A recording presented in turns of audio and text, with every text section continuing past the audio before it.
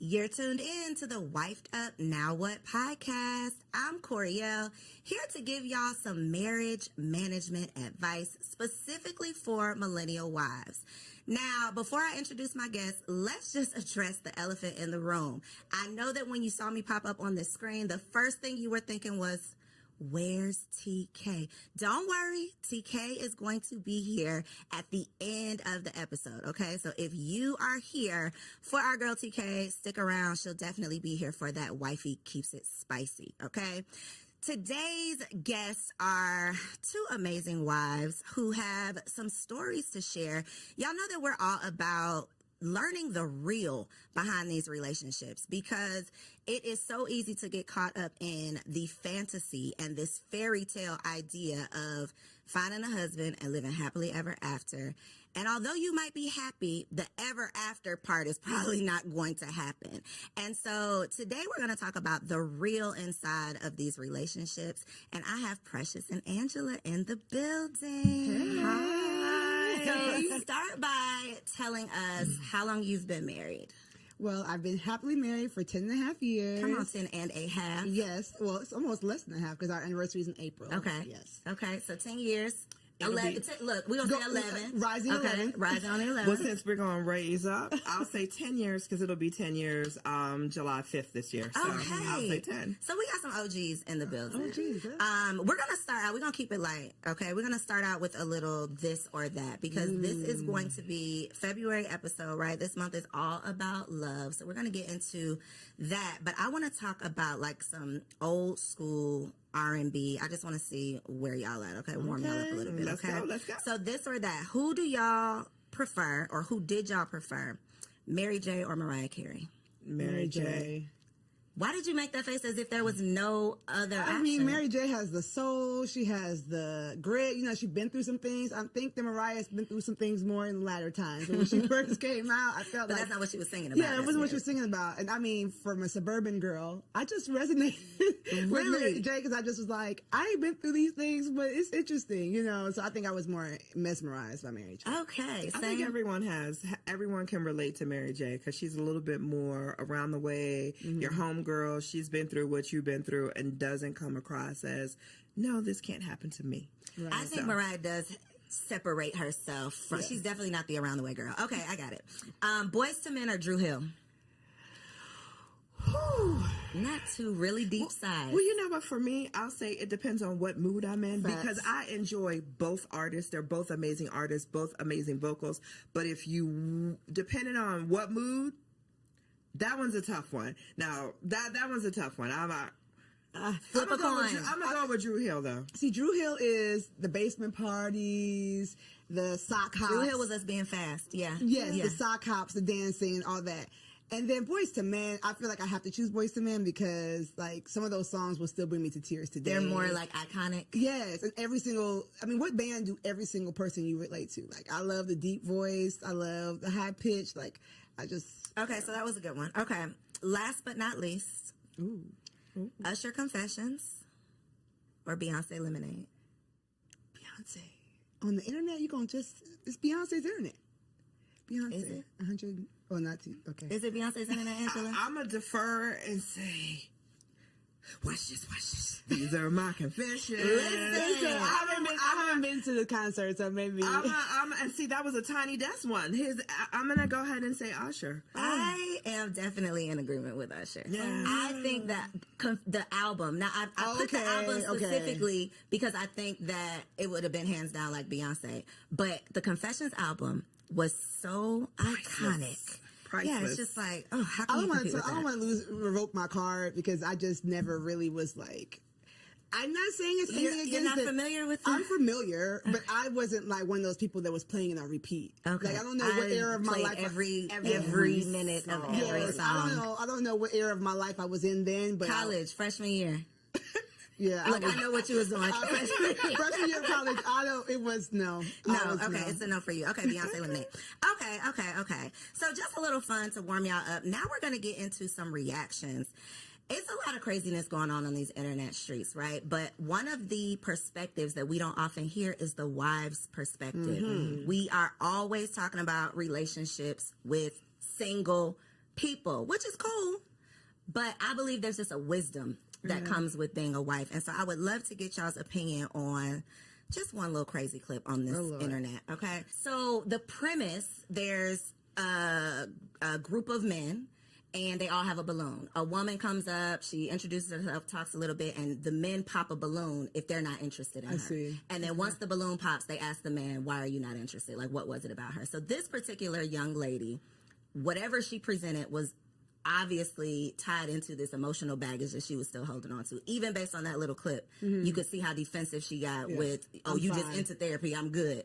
People, we all need therapy. Amen. Let's say that. We do. But the part that stood out to me was, I don't care how you look. I can afford you. I got the money. But emotionally, I'm not dealing with that. Right. And I think so many women, so many single women, so many beautiful or successful single women these days think that their beauty or success is enough. But these men are starting to know and realize that they have worth, and they don't want to necessarily waste their time with the liability.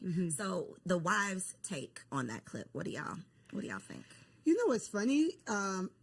Something stood out to me differently. When he said, I can afford you financially, but not emotionally, I was turned off by that because you don't know, like that to me sounds more like transactional. I do believe that relationships require being willing to grow with someone, being able to have a conversation with someone, being able to tell her, find out more about her than, are you in therapy? Where are you at in your healing journey? Who hurt you might be the better question. And instead of just transaction being like, by the looks of it, I could afford you, but not emotionally, doesn't speak much to what he has to offer emotionally either. It seems like a little bit, I want you in a wrapped up package and ready to go. And I don't believe that sustainable marriages happen when people are, I'm 100%, everything is perfect, and just be able to afford my lifestyle. So that's what rang out to me.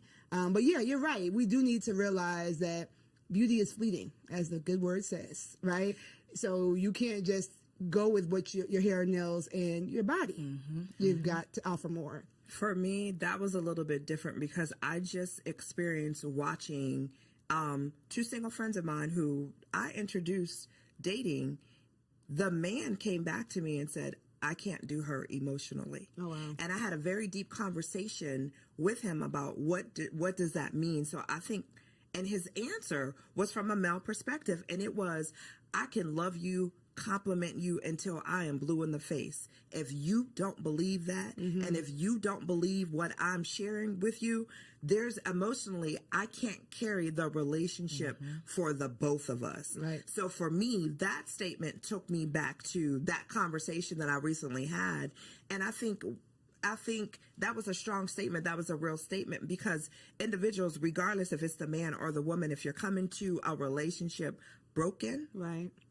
it's not going to be a healthy relationship. So we need to do the inner work to heal and present our best selves as opposed to presenting our broken selves. And we're all broken in some way, shape, or form. So let me say that. But it's just a matter of how we present that brokenness. Right. And when my friend said that to me, beautiful woman, he said, emotionally, I can't support the relationship emotionally enough for the both of us. And that to was make strong. it worthwhile. Like, it's not worth what it's going to take for me to just manage and maintain for this to be worth it. And I've definitely had a similar conversation with a man who was dating a woman who I just thought was like it. Right. Beautiful, had it all together, seems to just have the, just seemingly the best personality, has her own money, just all of the things. You know those women that you see and you're like, why is she single? And that was literally what he said. He was talking to, and it wasn't necessarily she had emotional baggage. It was more so I don't want to say she couldn't be corrected, but she was never wrong. She could never accept any type of direction. And for men, if you act like you don't need me, they have no place. They feel like, well, there's no point in me being here. And I chose that clip specifically because I think that it speaks to what women say that they want. I just want a man with money. And what men what we think men want, which is just a pretty face. So part of what you didn't see was her explaining, you know, what she wanted in a man was he had to have X number of dollars. He had to be at this certain position in life. And this man who's a doctor who is in that position was saying, well, I got it. I can do all that, but I don't want to deal with that. I see. The issue is I've been out of this dating pool so long. You know, it's been 12 and a half years at this point. And I go to a gym where there's a lot of young ladies and we talk and, you know, I'm always mesmerized by it, but it's so forward that it's so much criteria dropping, right? It's so much judging and pretentiousness. Like, it's not enough. Let me get to know you. And even the game is hilarious to me because it's just like, why do we as millennials want to label everything, quantify everything, get straight to the point per se, right? And we think that we're doing ourselves a favor, but really we're losing that nuance, that je ne sais quoi of getting to know someone, getting to experience that person. And, you know, for her, I feel bad because she's probably put that air up because she's been in this pool of men or whatever and feels like she needs to give her criteria based on being hurt or whatever. Therapy. As a counselor, I would, she needs therapy. But it's hard for me. I'm trying to stay out of that pool, and I'm praying for everyone in it. That part. I think, though, the defensiveness is definitely a turnoff. Yeah. Anybody who does not need therapy would not start the sentence off with, I think you just into that. You know, like, you clearly are proving his point with that response. So I think it's just an opportunity to check ourselves, get more aware, and know what the other, whoever you want to date, I'm just going to say the opposite sex, know what they actually want. Yeah. Because we can't say we want to be in a marriage with a man and then a man tells us what he desires and we like, but no, I'm not doing that. Go, get somebody else to do it. And it's like, but then you get what you get. Yeah, what do you really want? Okay, so that was good. So one of the things that I have personally just gotten into, y'all, I just launched a blog, okay, everybodylied.com, and it's the premise of we've been lied to. We've been lied to our whole lives about so many things. For the sake of this conversation, though, we're going to focus on the marriage lies, okay? One of the things that I realized as someone who has always wanted to be a wife, this is something that I've prayed for, I thought I prepared for it, all of the things, and I got into it and still didn't know what the hell I was doing. And I'm a happy wife. To your point, happily married, right? A happy wife. I love my husband, and it's still very hard. Yeah. And so I know that I'm not alone in that. And I know so many women get into these marriages, become a wife, take on this role, and then it's not necessarily what they thought it was going to be, or they don't know how to manage or maintain. So first question for you two, what was the biggest reality check once you became a wife? Well, for me, similar. My parents are still married. I did not model my marriage after my parents, however, but I'm from Ghana, West Africa. And so my biggest reality check was that you really make the marriage you want. It doesn't have to come. It's not like I get married and I enter this thing and it's just going to be ready made. Like, no, you've got to make the marriage you want. You've got to create the boundaries you want. You know, a piece of advice that my wonderful mom told me is that don't start nothing you don't want to keep doing. And it is true, like the boundaries. Oh, give an example, Precious. Okay, so when I was young and married, before we had, my husband was a single dad, so I have the bonus family structure. He would wake up really, really early to go to work. And I'm like, I'm going to wake up and make him breakfast. Woo. So, 5 a.m., I woke up every morning and made him breakfast for work and helped him get his lunch together. So we because he's our first child after the first year, baby comes, and I'm like, I'm not getting up to make it. I might put your snacks out the night before. But my mom, when she heard I was doing it, she's like, I don't know if you want to do that for 30 years, and it's basically don't false advertise.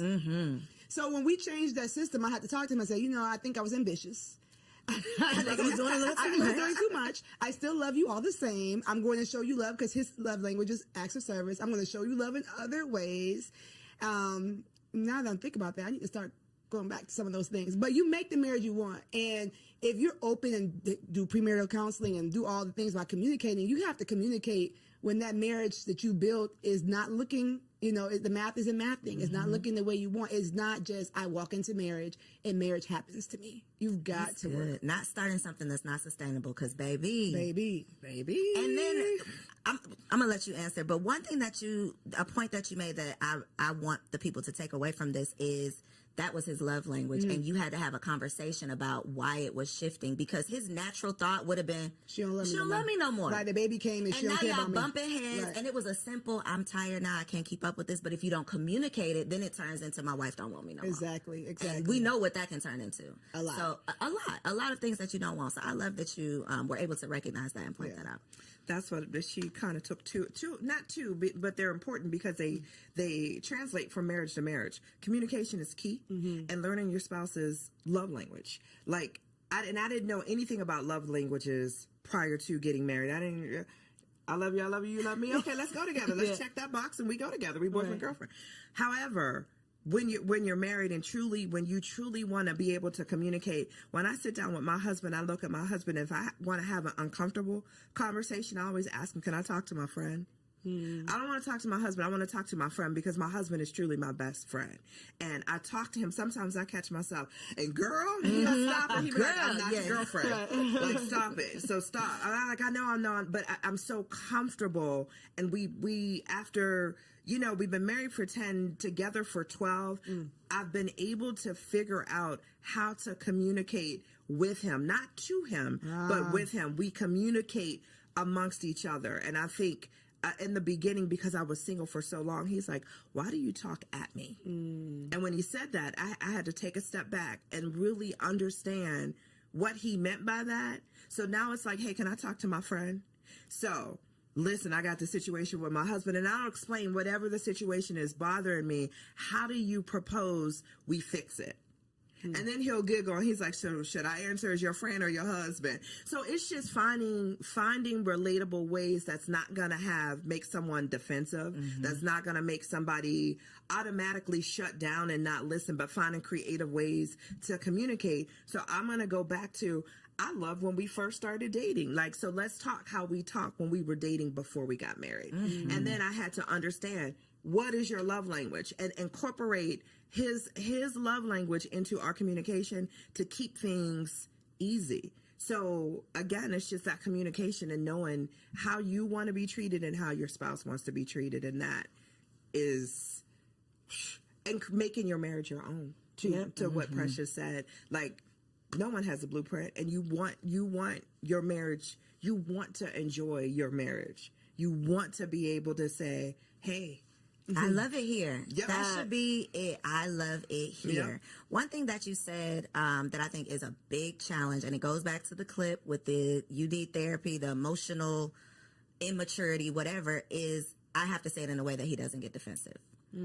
I want to flip that, though, because me and my husband have had some conversations, and I'm on the defense immediately. And it's part of me recognizing things you need to, areas you need to grow in, things you need to work on.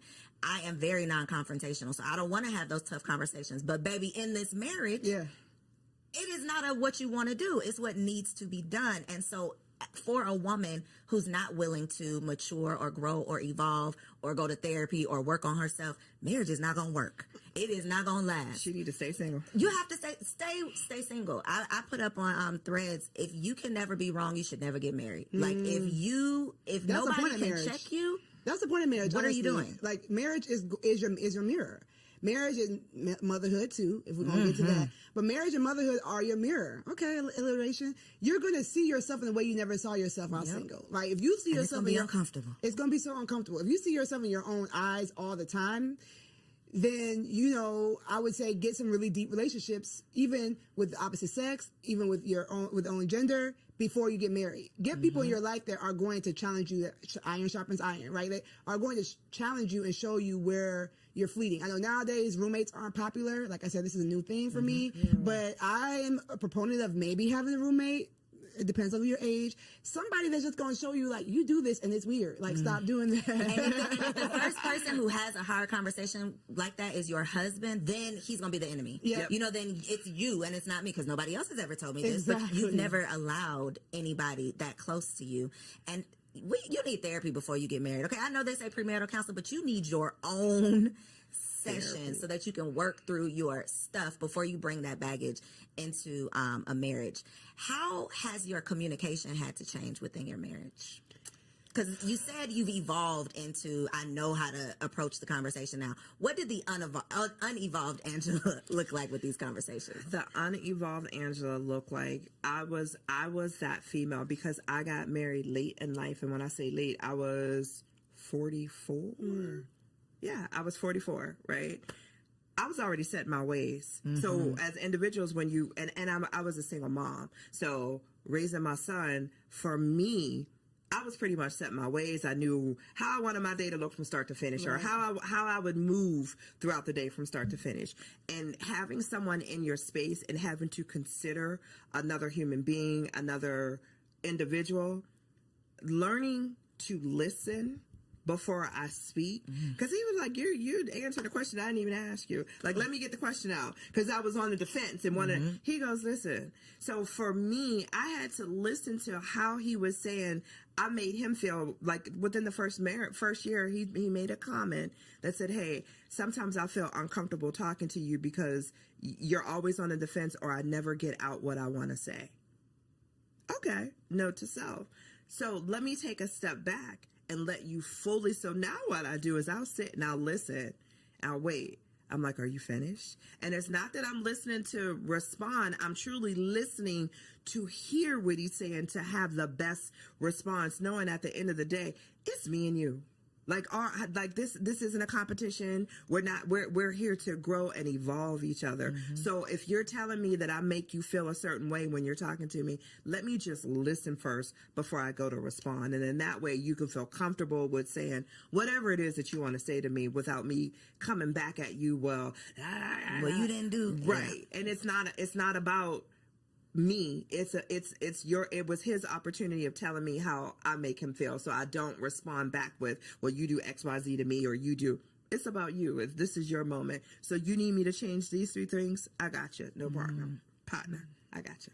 What about you, Precious? I'm really thinking hard about this question. My husband's the easiest part about being married. Honestly, like the guy, his enemies don't like me.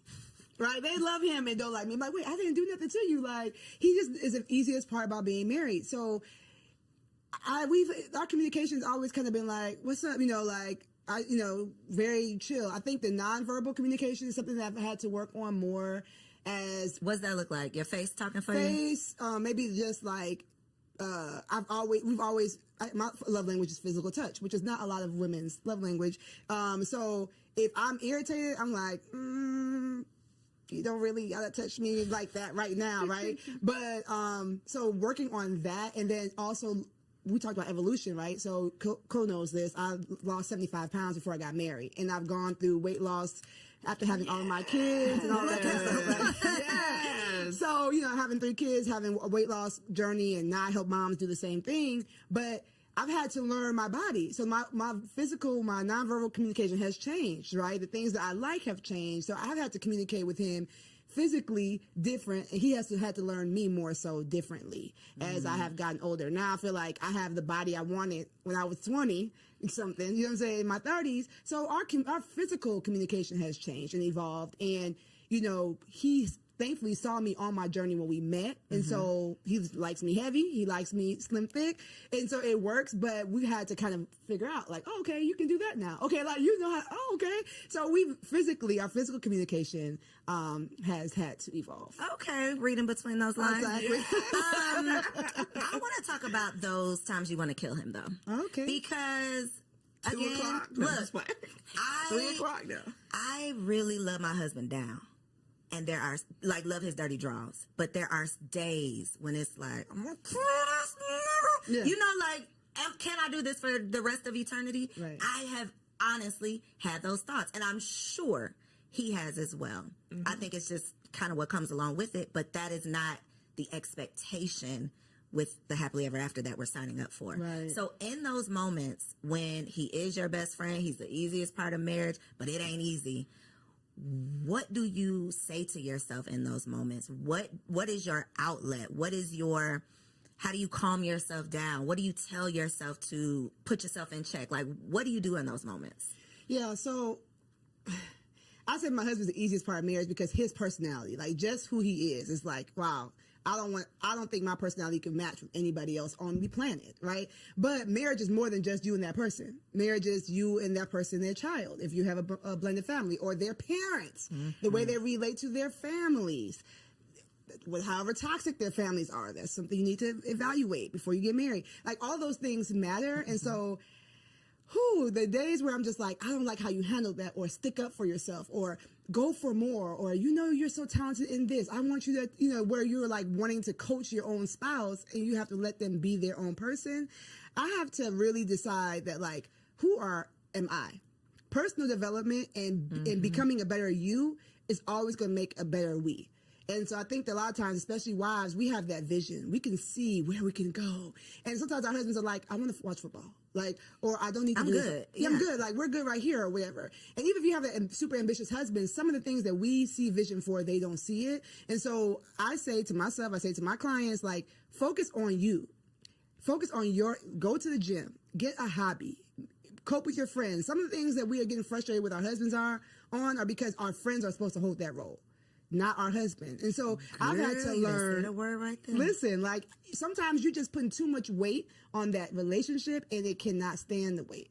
And so spiritually, I tap in with God, like, maybe, Lord, am I using him as an idol? I need to spend more time with you. Physically, I'm trying to be up all under him and I need to go find a friend. I might be having some anxiety. Let me go get a workout in. Let me go get walk in, like, build me up physically, spiritually, emotionally, so that it takes off some of that pressure off of the relationship. That's good. Yeah. Ooh, I like that one. When I get to the place where I just, what my husband, I honestly, I take a step back and I say, is it really detrimental to the marriage? If it's not, I let it go. And it's funny, our arguments, 10 years, our arguments are so minute when I listen to other marriages and we talk about, like, issues or problems. Our issues are so small, and I feel like I'm so blessed because of that, because we talk all the time and we communicate about things all the time. But when I get to the point where I just want to choke him, I take a step back and I'm like, is it really that deep? Is it really that detrimental? Like, I'd be mad, like, man, you left the bathroom light on again. I just want to, and I'm like, is it really that deep? Instead of checking him to say, hey, once again, you left the bathroom light on, I'm just going to go ahead and turn it off and keep it moving about my day. It's just, our arguments be the little petty stuff. But those little petty things can add up. Yes. If the communication is not there. If you don't, if they're not communicated. So, like, our arguments are not, like, I just look at and even like our biggest arguments are, I take a step back. Is it really that detrimental to our marriage? And if the answer is no, I just let it go and keep it. Do you all believe there's deal breakers in marriage? In your personal marriage, is there a deal breaker? I say all the time, if you cheat, then yeah, that's a deal breaker for me. And he looks at me, he was like, you'd be so quick to dismiss somebody for cheating. I'm like, for me, you always have a choice. And that choice is not necessarily, am I going to do it or not, but there's a choice prior to you wanting to do that. What is wrong in the marriage that needs to be fixed that you couldn't communicate with me? So give me the opportunity to fix it before you cheat. So for me, anything else we can get over, but if you cheat, there were all these opportunities. Obviously, I wasn't not giving something, don't know what that could be, because you've never communicated that to me. So for me in our marriage, my husband already knows, for me, like, cheating is like a deal breaker, where he's the opposite. I'm his second marriage, and he's like, we're together forever. So basically, and he always says I had to ask myself, before I asked you to marry you, is this for good? And is there anything that I could not get over? And his answer was no. So I'm like, okay, well, that man ain't cheating. That man ain't cheating. He's trying to stay with you. I would say there is no immediate deal breaker in my marriage. Okay. So that means nothing is, you can't talk about, at least have a conversation about. Right. So immediate deal breaker mean I don't care what you say. It's over for me. I mean, maybe if he put his hands on me, I can't see myself. Maybe if he put his hands on you, because if he put his hands on me, I just can't see him turn. Like, that to me seems silly to say. You know what I'm Like, saying? there's no chance this Yeah, it was like when we were dating, I used to say, if it was a burning fire and me, your mom, and your daughter were in the room, who would you get first? He's like, I'm not answering that. That's silly. I'm gonna find a way for all of y'all to live. Yeah, it's not happening. Why are we all in this house in this fire, right? So that to me is like, when would he become, just randomly after all this time become that kind of person? So yes, I would not be with someone who would put their hands on me, but I don't have a immediate deal breaker. That is great and scary. It is very scary. And I mean, I feel like I can say that now, right? So, I'm never going to be like on this internet, like, oh yeah, everything is perfect over here. No, I mean, we were both working class. We met. We still out here working through this pandemic, through this economy like everybody else. So I won't say that we're perfect in this. Not something that the enemy could use to break us. But the way we look at marriage is like, this is our way to show people that Jesus is real. Like, this is our way to show people that like he didn't die for nothing. So for me, I would just pray that like whatever came our way, we would look at it as an attack and we would fight it together. Now, if we didn't make it, then we fought. You see what I'm saying? So that's why I say it's no immediate break. It's not to be like, oh, I love my husband, I'm never divorcing him. But more so like, we represent more than just me and him being happy. I love that. It's bigger than just y'all are building something bigger. Yeah. When it comes to losing yourself in your marriage, I think this is definitely a woman problem. And I think it comes down to what you said, Precious, of a lot of women, when we find this man of our dreams, I would just speak for myself, not a lot of women, me. Even when I was dating, I was an all-in type of person. If I am in it, I am in it. I am number one girlfriend. I am all of the things. So now that I have this husband, I am all the way in it. And becoming a mother made me realize, okay, girl, wait a minute. Who are you outside of being a wife and being a mother? Because if that gets lost in the sauce, then I'm literally drowning under just these responsibilities. And so y'all being in the game 10 plus years, how have you managed to maintain your identity outside of being a wife? Especially when you have multiple businesses, lots of things going on, you have desires to be more than just a wife, but this is obviously a big responsibility. Go ahead. No. Okay. I think as a woman, you have to create and carve out that time for yourself. Yes. Period. Hands down. You need your girlfriend time. You need your alone time. You need your self-care time. As long as you are always making time for yourself, whether it's perfecting your craft, like Precious said, picking up a hobby, you have to 1,000%, just as much as being a wife, being a mom, we're all of that. Those are important. So is being myself. So when you have those days where, hey, guess what today? Y'all, I'm going to see you later because I'm going to go get my hair done. I'm going to get my nails done. I'm going to go to the spa. I'm going to relax. I'm going to go eat with my girlfriend. It's so important to make sure, not just the women, but the men too. It's just so important that you're taking that time for yourself and you're truly developing. You don't give up. I hear some people say, well, I gave up my dreams and aspirations because I'm a wife and a mom. What made you think you had to? Because the times are evolving. Yeah.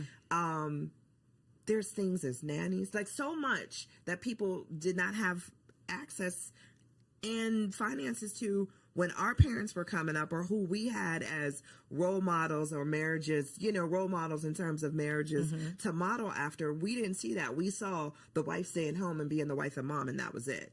That's not where we're at today. And a big part of that is always making sure that we as women allot that time for ourselves and not feel guilty about it. Ooh, the guilt part. That part. There's nothing wrong with saying no because I'm taking time for me. Because if we're not good for all the other roles that we have, we can't be good for anything. So we got to be good to ourselves. You already know that she's speaking my language, right? So I heard you speak. One thing I want to affirm you, because I'm always going to do that, is that when you're a woman such as Co, and you're doing all these things as a single woman, society was going to tell you that it's not possible to have it all. It's not possible. So when you get into this beautiful marriage, it's like, okay, I got to work. I got to give everything I can to this because this is an anomaly. I'm an anomaly to be able to be this self-made, 6-figure, maven, right? And so that's a lie. Right? Everybody lies. See, that's a lie. That's a lie. You can have it all. You might not have it all at the same time, and you might not be the one to do it all, but you can. Okay. Thank and you. so you're welcome. You're welcome. It's gonna be, you know, we in the trenches. No hood like motherhood. So we're in the trenches. But to your point, when I teach the LIFT framework, which is my framework, one of the letters is the F, the freedom mindset. That fighting that guilt. And what you said about the T, taking your turn, I'm not gonna go into that, right? Like you take your turn, you do stuff for you, but you gotta start with the mindset of why do you think you need to be lost? How, if you lose yourself, will your husband have someone to love? Will your kids have someone to nurture? Like, getting better gives him a new woman to love, right? Every time I get better, every time I lose an inch, every time I get a new hobby, it's like, okay. It's spicing things up without him having to go find somebody else. You see what I'm saying? And so I think that we have it backwards where it's like, oh, I've got to martyr myself for the things I love. But no, you're giving them a diminished version of yourself.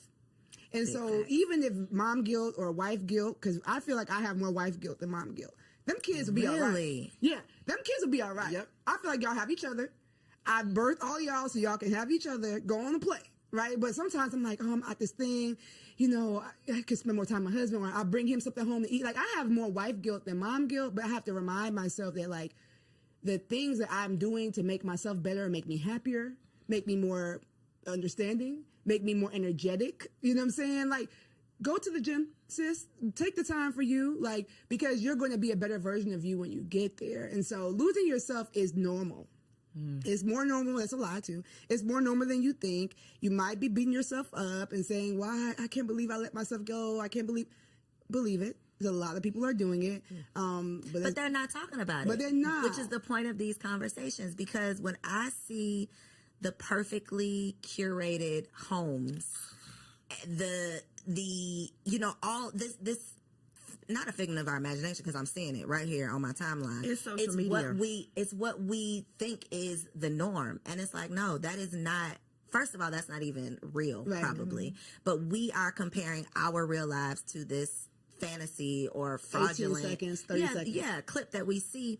And to your point, we think something's wrong with us when we get lost in the sauce. But I definitely, and we're talking about being wives, but when I became a mother, I think I felt it more. Because you have a physical part that's changed too. And it's like, I can't go nowhere. This baby is attached to my brain. Like, I am here. I can't, that life that I used to live, I'm literally a new person. Right. I'm literally living a new life, and it's never coming back. And that, I think, is a very tough Grief. It's grieving your old life. I literally, that old self died, and now I'm this new woman, and I'm trying to figure it all out.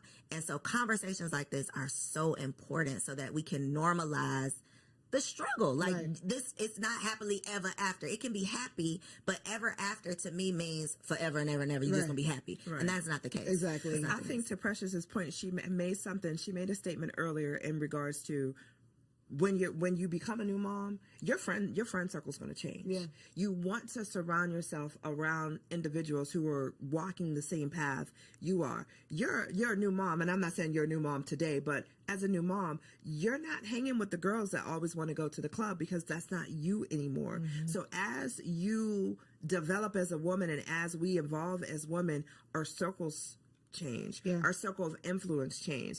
I wouldn't ask a single girlfriend who knows nothing about being a parent to watch my child for me. But guess what? I'm going to have a whole nother set of girlfriends who are parents, who understand the struggles of being a mom and being a parent and having someone attached to you, or always having to be mindful of another individual. So we just need to, instead of not having the conversations, and I'm so thankful that you have this platform for individuals, for women to know, it's all a lie. Like, you evolve and grow, and as you grow, your circle's going to grow, and as a woman, we're going to grow, and that's the evolution part of that. Yeah, but even to that point, I feel like some of those single friends are just real important too. Those are the TTs, right? I think the village has evolved. It's not going to always be the grandmas, because some of these new grandmas, these grandmas is out in the these streets. new grandmas are out in the streets, right? So I agree with her saying, like, get those sisters that can, you know, that's why I created my brand. That's why I created what I do, because we need to have a tribe, right? But then don't forget about some of the people who might not be in the same zone, because they're going to be the ones to take the kids to do the fun things you don't feel like doing.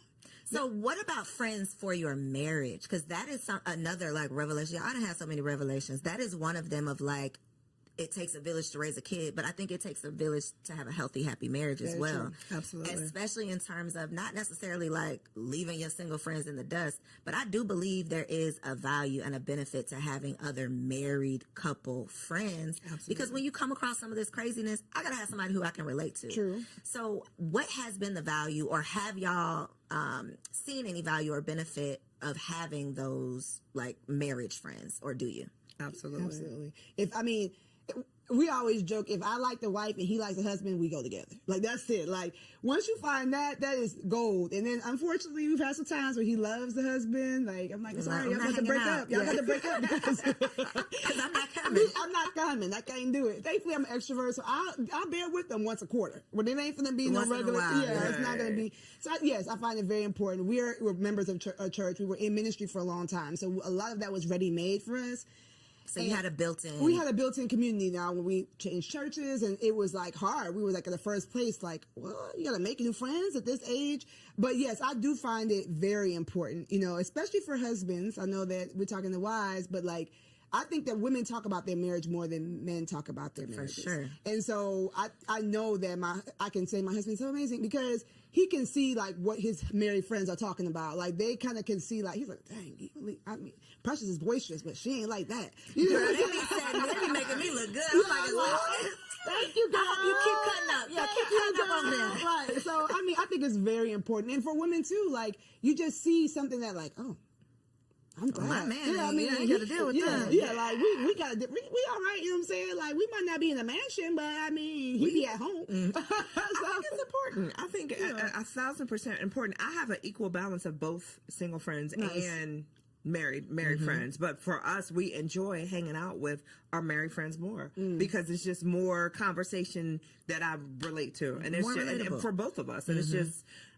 super important because I think healthy marriages feed healthy marriages, and you also want to have a safe spot where if there's an issue within your marriage and you're looking for advice from other married couples, then it's good, not necessarily advice. Let's say that, because I always tell people be cautious of who you take advice from. But just just hearing that you're not the only couple that has gone through or will go through what it is that you're going through. So okay.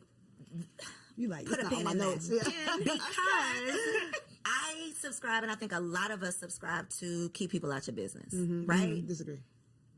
So this is where I'm going, because that is not necessarily the healthiest mindset or way of being if you truly do need an outlet. You truly do need a sounding board. So where do you draw the line? It's very gray of, I don't want y'all in my marital business, but I do need a friend. I do need support. I do need some advice or some help or whatever, and I don't want to be over here alone, because that's how I ended up, staying in an abusive relationship for too long. I wasn't talking to my friends. I wasn't telling anybody my business. I was trying to keep it all to myself. So God forbid anyone finds themselves in a situation like that and don't want to share, because we've been preaching, keep people out your business. Right. So what's your stance on that? I talk. Me too. I like, if you're my friend and you're our friend, you want what's best for us as a couple, I'm going to talk. I will pick up the phone in a minute and call my husband's best friend and say, let me tell you about your boy. Or I will pick up the phone and call his wife and be like, hey, I'm going to share this with you. Do you experience this? Maybe because you can whisper it to him. And so I talk. If there's an issue and it feels something that you want, that I feel that I need to get off my chest, I'm going to talk. I don't sugarcoat nothing. I don't hold nothing back. And sometimes if I need to be checked, I look for my friends to check me. Am I wrong? Or tell me and that's how, and I have a girlfriend that I go to, and anytime I start the conversation, okay, I need you. Am I wrong? She's like, hold on, let me get my coffee. But so you want those friends where you want to know that you're talking in a safe space, and you're talking and you're going to get great feedback back. So but I don't listen, hey, no one's perfect. What about family though? No. Is it only friends? Except for my sister. My best friend my sister's my best friend. So, but even with her, some things I feel like if it's going to change the level of advice she gives me in the future, I don't tell her. Explain that. So it's sometimes there's something that you might be going through that's a recurring thing, right? And you feel like if I say this recurring thing to this person, it might shift the way they advise me moving forward. So I need somebody who's really clearly, like, me and her are 13 months apart. Like, my drawers are dirty, she's like, girl, but that's, it's just a stain. You know what I'm saying? Right. So she'll tell me I'm wrong, don't get me wrong, but some things it's like, okay, I'm I don't need to I'm hear done that with right this now. recurring thing Yeah. that you know. So I think for me, I do talk. As you can see, I do talk, but we've already used wisdom in the circle. Like it's only, but he knows the 3 people I'm told. It's not gonna be this random friend I met at work and is like we're best Now friends. she in your business. Yeah, no, it's Right. like he knows, and then he gonna know if that guy, her husband texts him. It's like, oh dang, she didn't told. What's the call? Like, Hold on. yeah, right? Like, and the same thing. I'd be like, I don't know what's going on the phone upstairs, but they're talking longer than normal. Are you okay? You know, to my friends. So it's just like, you can't come stay here, so let's talk because what's going on with 'Cause y'all y'all? have to work that out. Yeah, y'all gotta work that out. So we have a standard on the people that we trust, and then I have working and continue to work on that. I speak of him the way I would want him to hear me speak of him. So if I'm telling somebody something, if I haven't talked to him about it yet, I want, if he overheard me, it wouldn't be like, dang, like, so you just calling me low down and no good. Like, you know, like I I respect my husband when he's there, when he's not. And I don't speak to people who are going to be like, yeah. That, you know, like speak negatively of him too. If somebody has that type of vibe towards marriage, like, because you know, these husbands are, You are not the person. You are not the outlet. I person I'm can't. talking And I can to. be super close to that person, right? But if their view of marriage or based on where their marriage is, they're ready for you to like, yes, like finally, especially like I told y'all, my husband's liked by everybody. Yes, finally he did something. Because you know, all these husbands don't do. No, don't be all these because then now I'm defensive. I came to you to complain about him, but now I'm like, but wait, No, but wait a minute. he is still perfect. Now No, this Georgia. conversation has taken the time. Exactly. Now I got to defend my husband. I was coming here to get some advice or get some. I wanted you to be on my side, but not that much. You know what I'm saying? So you have to use wisdom. You have to be spirit led for me because, like I said, anybody can be used to attack your marriage.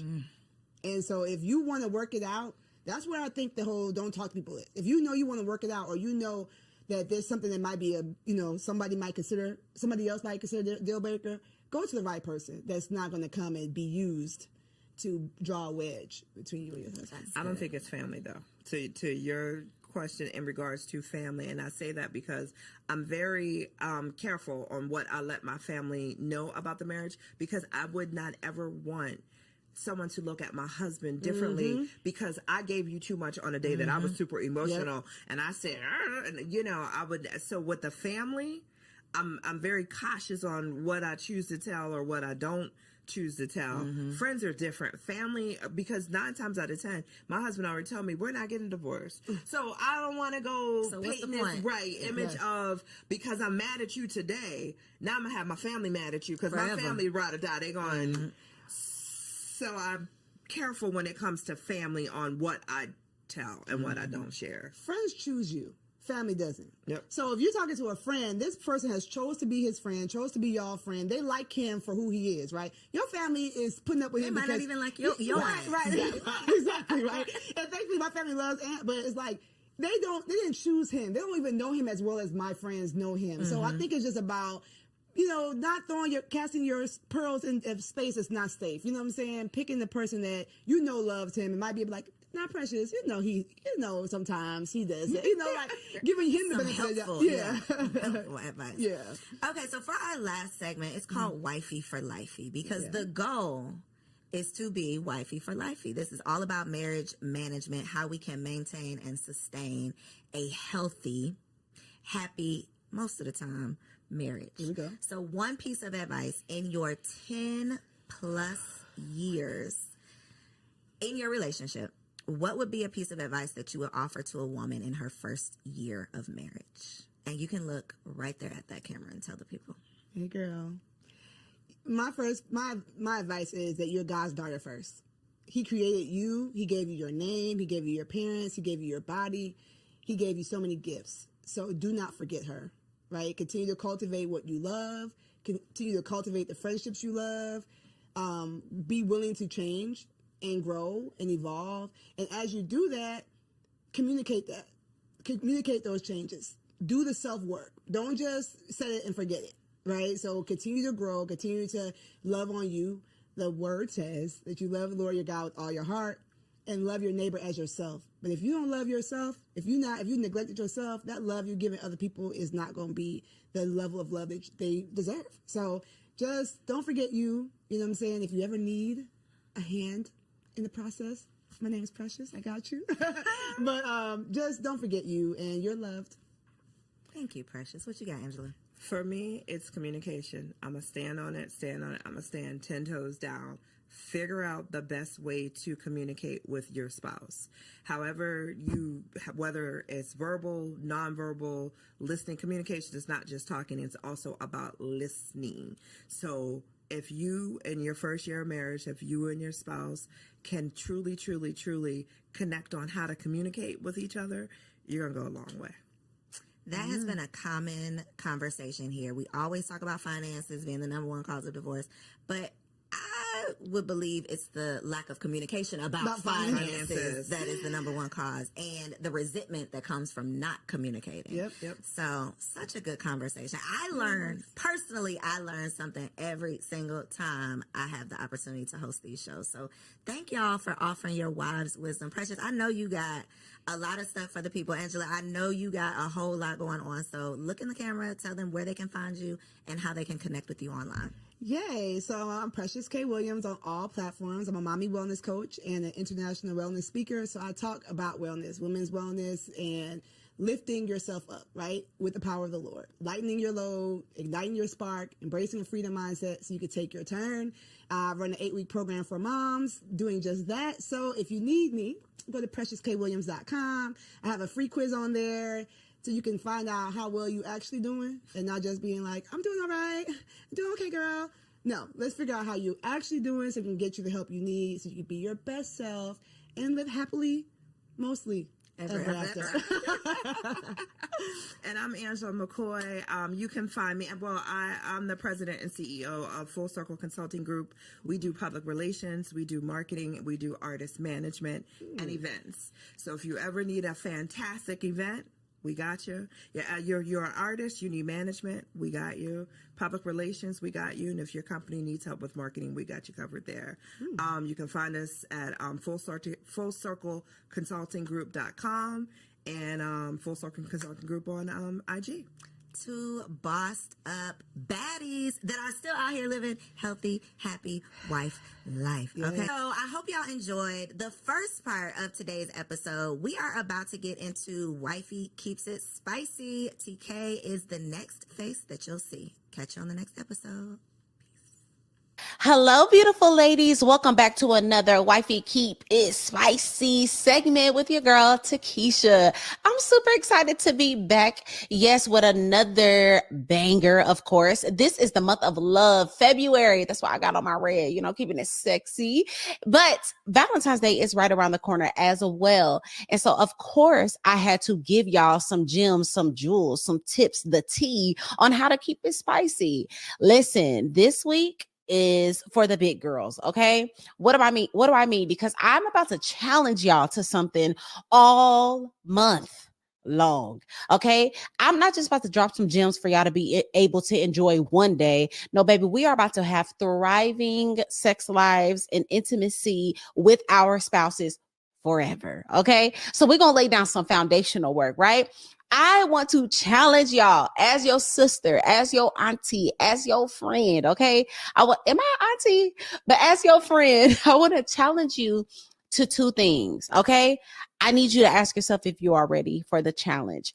Why am I challenging you? Because I have done these things. I have experience in these things, and they have absolutely elevated my intimacy with my man. Okay. So if you want to elevate your intimacy, if you want to keep it spicy, I dare you to accept this challenge. Number one, I challenge you to step up in your femininity, specifically in the way that you dress in your house. Okay. A lot of us need to go ahead and fold up the leggings, the oversized t-shirts, the hoodies, the sweatpants. Fold it up, sis. Let's fold it up. And we're going to wear our little house dresses around the house. Okay. We're going to wear elevated loungewear around the house. Okay. We're going to wear those Ross and TJ Maxx summer dresses in the home. We're going to get oiled up. We're going to look cute. Why does this matter? Why am I challenging you to this? It's because when you feel feminine and you feel soft and you are taking care of yourself, you will be more prepared to be able to be intimate later on at night. A lot of us are complaining about being tired and being drained and being overworked. And we just feel like we're in this masculine energy. Well, here's a small tip to step into that feminine energy so that you can be all you need to be when it is time to do what we need to do. Wear those dresses around the house all month long. Step into your feminine essence, right?